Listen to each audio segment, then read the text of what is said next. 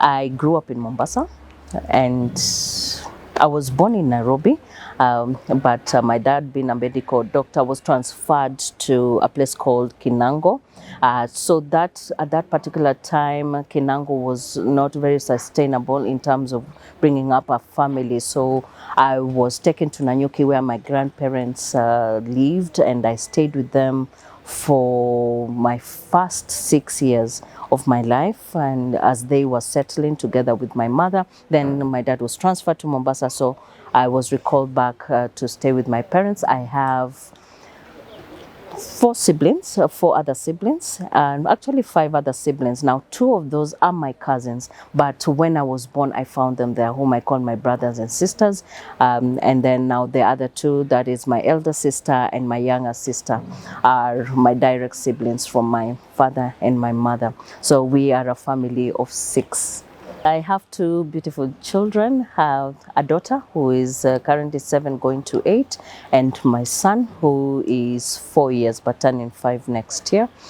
And what I can say that they are two different personalities, and I see my personality in one more than I see on the other, but I love them in equal measure. So for example, my daughter is so creative.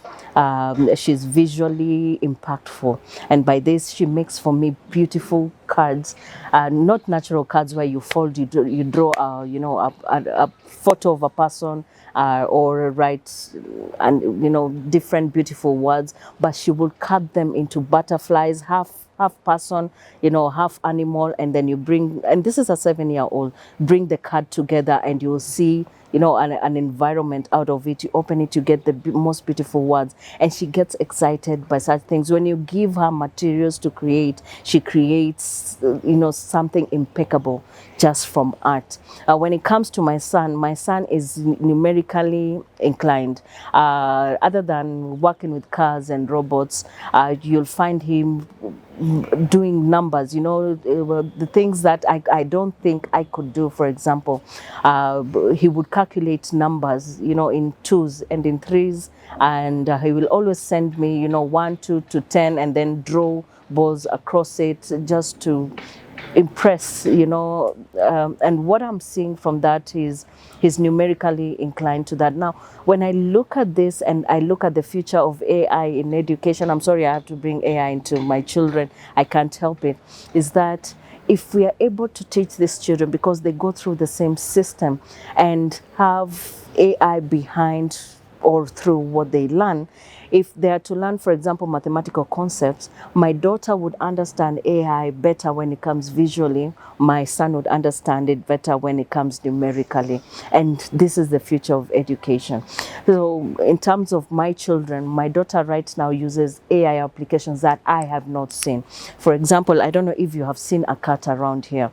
She has an application that when you speak to, translates into cat language, and you put that up to the cat, and it talks to the cat the way you want it to, and a dog as well. And she installed that in my phone, so when you look at these things that they keep on trying out and keep on learning, they're using AI without knowing, and these are the same people who are going to innovate in tremendous way. Right now, we are just scratching the surface. So when it comes to my children, every day when I see them, doing what they do and emulating mostly what it is that I talk about every day, I feel that I am doing enough right now to transition them through, the world the way they want to see it, but they have to remain relevant, by learning what is necessary. So through ground discipline, through what I've learned from my parents in terms of,